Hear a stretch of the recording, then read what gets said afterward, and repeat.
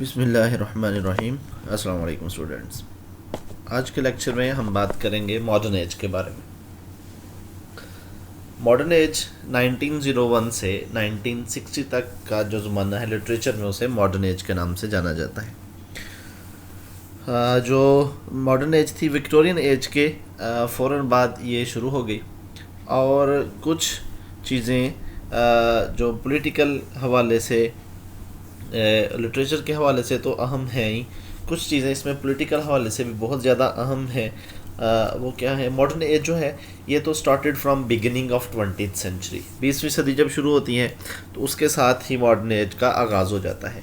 और पॉलिटिकल जो है, पॉलिटिकली इसमें सबसे अहम वाक़या जो था वो था वर्ल्ड वार की वजह से पूरा का पूरा यूरोप जो था वो अपहीव्ड था पॉलिटिकली। वहाँ पे बहुत ज़्यादा परेशानियाँ थी, वहाँ बहुत ज़्यादा मसाइल थे। तो उस हवाले से इस चीज़ ने लिटरेचर को बहुत सारा इफ़ेक्ट किया था वर्ल्ड वॉर ने। फिर इमरजेंस ऑफ न्यू नेशंस, नई अक़वाम वजूद में आ रही थी। और फिर वुमेन राइट्स इश्यूज़ जो थे, ये बहुत बड़ी एक मूवमेंट चली थी, जो फेमिनिस्टिक मूवमेंट जो थी, तो उसने भी लिटरेचर को एक नई डायरेक्शन पे लेके गई थी। इन चीज़ों को हम आगे चल के फर्दर डिस्कस करेंगे। तो जी, मॉडर्निज़म जो है, जो बहुत बड़ी एक लिटरेरी मूवमेंट थी, started in early 20th century के शुरू होते ही ये शुरू हो गई थी। और जो ये इसमें शुरू होने के पीछे जो इन्फ्लुएंस था वो एक तो चार्ल्स डार्विन का था और कार्ल मार्क्स की थ्योरीज थी। इन चीज़ों की वजह से जो है वो ये बड़ा किरदार अदा किया था चार्ल्स डार्विन की थ्योरीज और कार्ल मार्क्स की थ्योरीज ने मॉडर्निज्म को शुरू करने में। फिर साइको एनालिटिक थ्योरीज थी, साइकोलॉजिकल, और फिर नो कनेक्शन विद हिस्ट्री, और इसमें जो है हिस्ट्री के साथ कोई कनेक्शन नहीं था, यानी कि साइको एनालिटिकल थ्योरीज थी और चार्ल्स डार्विन की और कार्ल मार्क्स की। फिर वाई दिस मूवमेंट स्टार्ट, क्यों थी ये मूवमेंट शुरू?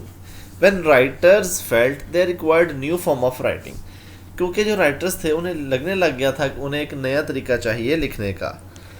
और फिर डिसइल्यूजनमेंट ऑफ विक्टोरियन एज के जो असरात थे उन्हें ख़त्म किया गया, उस वक्त के आइडियाज़ को, बिलीफ्स को, और जो उनका तरीक़ाकार था द वे ऑफ राइटिंग के लिए।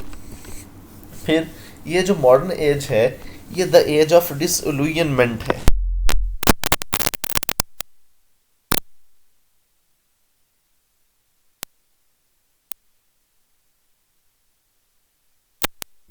एज ऑफ इनोवेशंस, बड़ी बड़ी इजादात हो रही थी। द एज ऑफ इंटेरोगेट कर रहे थे लोग, नई नई चीज़ों को ढूंढ रहे थे। और फिर the age of war, first world war और सेकंड वर्ल्ड वॉर जो थी वो इसी दौर में हुई, तो ये जंग का ज़माना भी था। और इसकी वजह से ही जो बहुत सारा लिटरेचर जो था, वॉर लिटरेचर और कुछ और चीज़ें जो थी वो वजूद में आई। और फिर द एज ऑफ डिसइंटीग्रेशन था ये जी।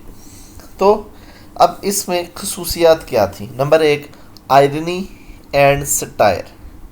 आयरनी और सटायर जो है as a tool of point out faults, लोगों की गलतियों को पॉइंट आउट करने के लिए आयरनी और सटायर को एज अ टूल इस्तेमाल किया जाता था। प्रॉब्लम्स विद इन सोसाइटी, और जो मुआशरे के अंदर प्रॉब्लम्स थी उन्हें भी पॉइंट आउट करने के लिए आयरनी और सटायर का सहारा लिया जाता था। फिर important characteristics of modern literature is that it is opposition of the Victorian writers। एक और कैरेक्टरिस्टिक ये है कि जो विक्टोरियन राइटर लिख रहे थे वो बिल्कुल इसके बरअक्स थे जो मॉडर्न राइटर थे, बिल्कुल अपोजिशन थी। और फिर and the end of Victorian era there was felt the need of change in the sphere of literature. जब विक्टोरियन एरिया ख़त्म हुआ तो एक ज़रूरत महसूस होने लगी थी लिटरेचर में तब्दीली लाने की। तो the modern writers could no longer write in old manner, क्योंकि जो नए ज़माने के राइटर थे वो पुराने तरीक़ों से लिखने के काबिल नहीं लिख पा रहे थे। राइटर्स ऑफ द 20 सा the coming future of golden age, उन्होंने आगे गोल्डन एज को देख लिया था। आर्टिस्टिक एक्सपेरिमेंट, और बड़े सारे आर्टिस्टिक एक्सपेरिमेंट किए गए थे इस एज के अंदर, वो आगे चल के हम। फिर Victorian idea of permanency was replaced among the 20th century writers by the sense that nothing is fixed and final in the world। यानी कि जो विक्टोरियन थे उनके दौर में, उनके ख्याल में ये समझा जाता था कि ये कुछ चीज़ें जो हैं ये फिक्स्ड हैं, परमानेंसी है इनके अंदर।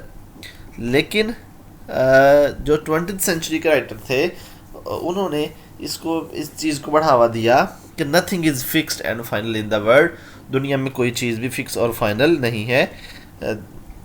और the Victorians believed in the sensitivity of home life.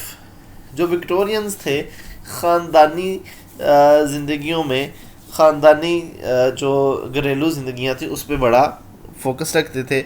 But in the 20th century the sentiments of family life declined. 20th century में जो ख़ानदानी निज़ाम, फैमिली निज़ाम था, उससे आंखें चुरा ली गई थी, उनके सेंटिमेंट को कोई ख़ास वक़्त नहीं दी गई। और जी इस दौर में science and arts really influence the modern man. Modern दौर में जिन दो चीज़ों ने, साइंस ने भी और आर्ट्स ने भी, इन दोनों चीज़ों ने बड़ा ही इन्फ्लुएंस किया था इंसान को, बड़ा असर डाला था इस पे। फिर साइकोलॉजी आल्सो इन्फ्लुएंस, और साइकोलॉजिकल जो साइकोलॉजी थी उसने भी बड़ा इन्फ्लुएंस डाला था इस पे।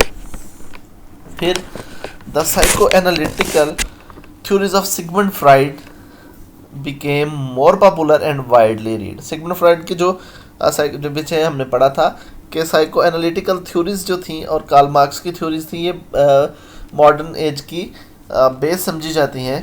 तो जो सिगमंड फ्राइड था, इसकी थ्योरीज को, साइको एनालिसिस जो थे, इनको और ज़्यादा पढ़ा जाने लगा था, लोग इसकी तरफ मतवज्जे हो रहे थे।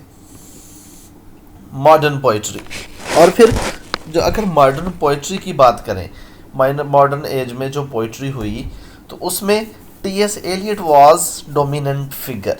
सबसे जो डोमिनेंट था, सबसे ज़्यादा जो काबिल ज़िक्र पोइट है वो टी.एस. एलियट है। और the Waste Land, his famous poem, ये जो बड़ी अच्छी उसकी पोइम है the Waste Land, totally against Victorian and romanticism. Victorian age और जो तरीक़ाकार रोमांटिक्स थे उनके बिल्कुल बरअक्स जो था टी.एस. एलियट ने लिखा, बिल्कुल चेंज था इसका राइटिंग स्टाइल। फिर the 20th century poets who were in revolt against Victorianism. अब जो 20th century के पोइट थे उन्होंने ये समझिए कि जो विक्टोरियन तरीक़ाकार थे लिखने के, उनसे बगावत की थी। और फिर in the 19th century poetry the main characteristic was प्रीऑक्यूपेशन with the dream word. जो पोइट्री थी 19th century में, इसे ड्रीम वर्ड में, सोचो विचार के साथ, तख़य्युल के साथ लिखा जा रहा था। लेकिन अंडर द न्यू कंडीशन, नए तरीक़ाकार के मुताबिक, जो मॉडर्न पोइट्स थे could not take dream habit seriously. उन्होंने ये जो तख़य्युल था इसे बहुत ज़्यादा सीरियसली वो नहीं ले सके थे। तो उन्होंने जो था ड्रीम वर्ड, उससे निकलकर वो दूसरी तरफ मुतवज्जे हुए लिखने की जानिब। Arnold was not qualified to give a new direction to the poetry. और Robert Browning had no aptitude to understand the complexities of modern life. It was essential that a new technique of communicating mean be discovered. हाँ, जो ये Arnold browning वगैरह थे, ये उस तरीक़ाकार को नहीं समझ पा रहे थे, तो ये ज़रूरी हो गया था कोई ऐसी टेक्निक ढूंढी जाए जिससे वाज़े तौर पर जो मुअस्सर हो, जो इन्फ्लुएंशियल हो। फिर which brought about the movement known as imagism and symbolism in modern poetry. जो दो बड़ी मूवमेंट थी इस एज में, मॉडर्न एज में, वो एक इमेजिज्म है और एक सिम्बोलिज्म है। Modern poets exercise to get a freedom in choice of new themes, यानी कि जो जैसे हमने पिछले लेक्चर्स में बात की थी कि जो मॉडर्न विक्टोरियन एज के और रोमांटिक्स ज़्यादातर पोइट्री उनकी क्रिश्चियनिटी पे, कुछ और एक दो थीम थे, लव पोइम्स थी, उन पे लिखी जा रही थी। लेकिन जो मॉडर्न पोइट्स थे they wanted to get freedom in choice of new themes, ये नए थीम्स को अपनाना चाहते थे, लिखना चाहते थे, उसमें फ्रीडम चाहते थे। Use new and wide range of subject theme and issues, यानी कि ये अपनी पोइट्री के अंदर ज़्यादा एक वाइड रेंज जो थी थीम्स की और इश्यूज़ की उन्हें डिस्कस करना चाहते थे। ये उन जो चले आ रहे थे थीम उनके गिर्द ही घूमना नहीं चाहते थे। फिर ये फीचर ऑफ मॉडर्न पोइट्री, फिर इस दौर में जो पोइट्री लिखी गई उसके जो फीचर थे totally against the Victorian and romantic poetry, हम पीछे भी बात कर चुके हैं। The disappearance of religious faith, जो मज़हब था, जैसे हमने पिछले लेक्चर्स में बात की थी कि मज़हब बड़े डोमिनेंट फैक्टर था, यहाँ पे आके डिसअपियरेंस ऑफ हो गया था, रिलीजियस फेथ जो था वो तकरीबन ख़त्म हो गया था। Regular metre have been discarded, यानी कि जो मीटर्स के अंदर पोइट्री लिखी जाती थी, पेंटामीटर, हेक्सामीटर वगैरह, तो उसे डिस्कार्ड कर दिया गया था, फ्री वर्स लिखना शुरू हो गए थे लोग। No regular rhyming scheme, rhyming का ख्याल नहीं रखा जाता था। Just opposition of ideas, use of free verse को इस्तेमाल करने लगे, use of irony, use of metaphor, ये सारी चीज़ें जो थी मॉडर्न पोइट्री के अंदर इस्तेमाल हो रही थी। फिर इसके बाद जब हम देखते हैं तो इमेजिज़म और सिंबलिज़म दो बड़ी मूवमेंट थी मॉडर्न पोइट्री के अंदर। तो इमेजिज़म जो थी literary movement in early 20th century, ये मॉडर्निज्म के शुरू होते ही इमेजिज़म भी आ गई थी। The movement was active for 10 years, तकरीबन 10 साल अरसे तक ये एक्टिव रही।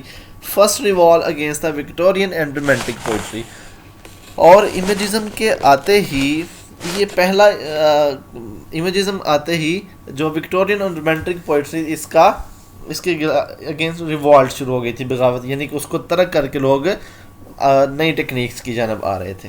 The imagist reject the 19th century poetic form and language, यानी कि जो 19th सेंचुरी के पोइट थे, जो इमेजिस्ट थे, इन्होंने 19th सेंचुरी का जो पोइट्रिक फॉर्म, यानी कि जो तरीकाकार था पोइट्री को लिखने का और जो पोइट्री के अंदर लैंग्वेज इस्तेमाल की जा रही थी, उसे रिजेक्ट कर दिया था। यानी कि 19th सेंचुरी तक जो पोइट्री के अंदर लैंग्वेज इस्तेमाल की जाती थी तो वो ये समझा जाता था कि बड़ी बना संगार के साथ बड़े चूज़ी वर्ड यूज़ किए जाए, लेकिन इन्होंने इन चीज़ों को छोड़ दिया था। The imagist rejected the sentiments of Victorian romantic poetry, और वो सेंटिमेंट जो जज्बाती किस्म की पोइट्री थी विक्टोरियन और रोमांटिक एज के अंदर, इनको इन्होंने तर्क कर दिया था। फिर कैरेक्टरिस्टिक्स क्या थे इमेजिज़म के? दे यूज़ द कॉमन लैंग्वेज, आम ज़ुबान इन्होंने इस्तेमाल की। जैसे मैंने अभी अर्ज़ किया कि इन्होंने जो वो लैंग्वेज थी जो बड़ी बना संगार के बड़े चूज़ी वर्ड्स थे वो छोड़कर कॉमन लैंग्वेज में पोइट्री शुरू की। They used exact words instead of decorative word, यानी कि जो डेकोरेशन के वाले वर्ड थे बड़े, अभी वो जो हम वही बात कर रहे थे, वो छोड़कर उन्होंने एग्जैक्ट वर्ड यूज़ करना शुरू किए। दे क्रिएट न्यू रिदम्स, नए रिदम इन्होंने क्रिएट किए। According to them poems are work of art and not piece of emotional. उनका ये ख्याल था कि जो पोइट्री है ये एक आर्ट है, ये सिर्फ कोई जज्बाती सतरे जज्बाती टेक्स्ट नहीं होता। Ever revolutionary impact on English language writing for the rest of the 20th century, यानी कि जो इंग्लिश लैंग्वेज भी थी उससे में भी रेवोल्यूशन आया था इमेजिज़म से। Leader of imagist was Ezra Pound, other poets were F S. Flint, James Joyce etcetera, यानी कि इज़रा पाउंड जो थी ये मेन कैरेक्टर थी और एफ.एस. फ्लिंट, जेम्स जॉयस वगैरह जो थे वो इस इमेजिस्ट पोइट थे। फिर जी अगली जो मूवमेंट थी, हमने ये कहा था कि वो सिंबलिज्म थी। First started in France, symbolism शुरू हुई थी फ्रांस में, और representing things by means of symbols. इस मूवमेंट में जो राइटर थे, जो पोइट थे, वो सिंबल्स की मदद से चीज़ों को रिप्रेजेंट करना शुरू हो गए थे। और symbolist found beauty in every detail of normal day by day, और ज़िंदगी की सारी चीज़ों में ये खूबसूरतियाँ ढूंढना शुरू हो गए थे। The symbolist does not consider any particular topic, diction और rhythm to be used in poetry. जो सिंबलिस्ट थे, इनके ख्याल में किसी भी किस्म का जो डिक्शन या रिदम या राइम है या मीटर है, उनका इस्तेमाल पोइट्री के अंदर ज़रूरी नहीं है। The technique of the symbolist is impressionistic not representational, यानी कि इन चीज़ों को सिम्बलिज्म में रिप्रेजेंट नहीं किया जाता था, पेश नहीं किया जाता था, बल्कि उनका इम्प्रेशन बिल्ड किया जाता था। तो the symbolist poetry in England came into prominence with the appearance of T S. Eliot's the Waste Land, यानी कि जब वेस्टलैंड टी.एस. एलियट की आई, उसी के साथ जो सिम्बलिस्ट पोइट्री है इंग्लैंड में, यानी कि जो मूवमेंट जो थी ये फ्रांस में शुरू हुई थी, और टी.एस. एलियट की जब वो आई वेस्टलैंड, तो उसके साथ ही इंग्लिश में ये शुरू हो गई ये मूवमेंट। तो W.B. Yeats, James Joyce etcetera were symbolist, ये वाले पोइट थे जो सिम्बलिस्ट थे, ये सिम्बलिज्म में काम कर रहे थे। तो इस एज के जो पोइट थे, नंबर 1 हमने कहा टी.एस. एलियट थे, थॉमस ट्रेन एलियट, 1965 तक ये ज़िंदा रहे, अमेरिका में पैदा हुए, chief representative and dominant figure, great critic, classicist, a social philosopher, educated in Harvard, ये पोइट का तारुफ है। इस वर्क्स में से जो है greatest poem is the Waste Land. The poet surveys the desolate sense of world, यानी कि द वेस्टलैंड जो थी, इसमें ये इनका सबसे अहम है। और अदर पोइम्स में से द लव सॉन्ग है, बर्नेट नॉर्टन है, ईस्ट कोकर है, ड्राई सेल्वेजेस है। और फिर इसके बाद विलियम बटलर यीट्स आते हैं। ये आयरिश थे, एंटी रैशनलिस्ट थे, founder of Celtic movement, symbolist थे। Due to world war 1 Yeats wrote in realistic direction, यानी कि वर्ल्ड वॉर की वजह से इन्होंने रियलिस्टिक पोइट्री या रियलिस्टिक भी लिखा। फिर जी उसके बाद ये जो है the Wanderings of Oisin, the poet pleads with the elements power of symbolism poem. Other poem जो थी इसमें shadowy water, winding stair, the tower, the wind at cool वगैरह जो थी, ये इनके मेजर वर्क्स में शामिल है। ट्रेंच पोइट्स और war poets, the poet who writes about poetry, इसमें से सिगफ्राइड सेशन है और विल्फ्रेड ओवन है। ये जो थे इस दौर के 2 शायर जिन्होंने सिर्फ वार पोइट्री लिखी थी। और फिर इस दौर के जो दूसरे फेमस पोइट्स हैं, उसमें रॉबर्ट ब्रिजेस है, जी.एम. हॉपकिंस है, ए. हाउसमैन है, और इजरा पाउंड हैं, जो इमेजिस्ट थी और फाउंडर थी इमेजिस्ट उसकी। और इस दौर में जो थीम्स लिखे जा रहे थे, सटायर लिखा जा रहा था, war, social injustice, arts, human rights, life, dissatisfaction और फ्यूचरिज्म। और इसके बरक्स जो पिछली एजेस थी, उनमें क्या था, उनमें लव पोइट्री थी और रिलीजियस पोइट्री थी, 2 मेन डोमिनेंट थीम्स थे। फिर जी मॉडर्न नावल आ जाता है इसके बाद। अगर इसकी बात करें तो most important and popular literary movement जो थी ये modern novel, only literary form which can compete for popularity with the film and the radio, यानी कि उस दौर में फिल्म और रेडियो के साथ अगर कोई लिटरेरी फॉर्म कम्पीट कर सकती थी तो वो मॉडर्न नावल था। Only literary form which meets the need of the modern world, यानी कि मॉडर्न दौर में जो चीज़ लोग पसंद कर रहे थे वो मॉडर्न नावल ही था।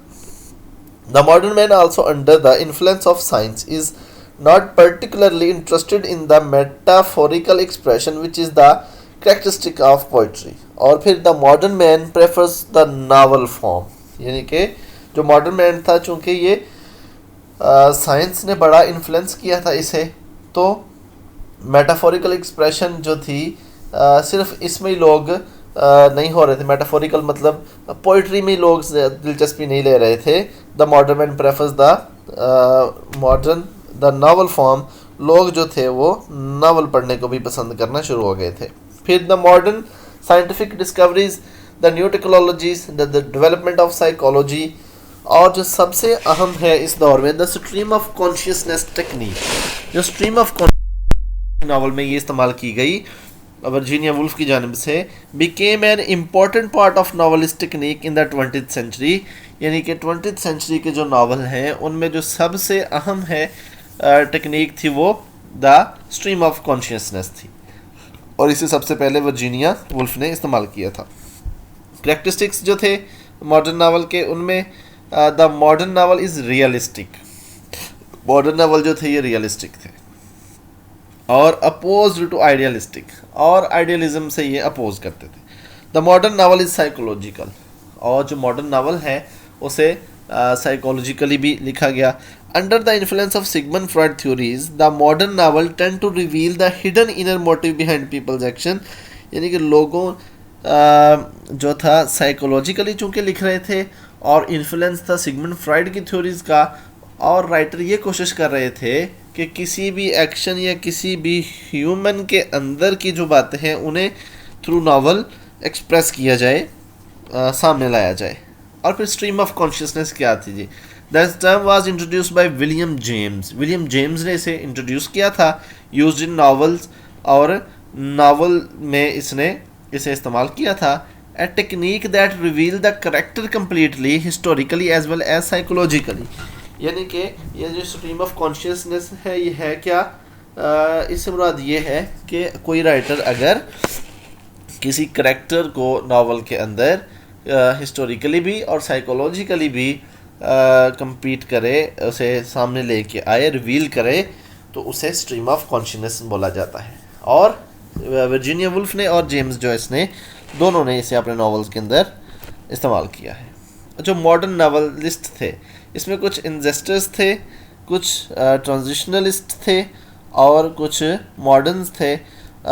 इंशाल्लाह अब अगले लेक्चर में हम जो था इन मॉडर्न नावलिस्ट्स के बारे में बात करेंगे। आज के लेक्चर के लिए इतना ही काफ़ी है। इंशाल्लाह अगले लेक्चर से दोबारा आप लोगों से मुलाकात होगी। तब तक के लिए अल्लाह हाफिज़।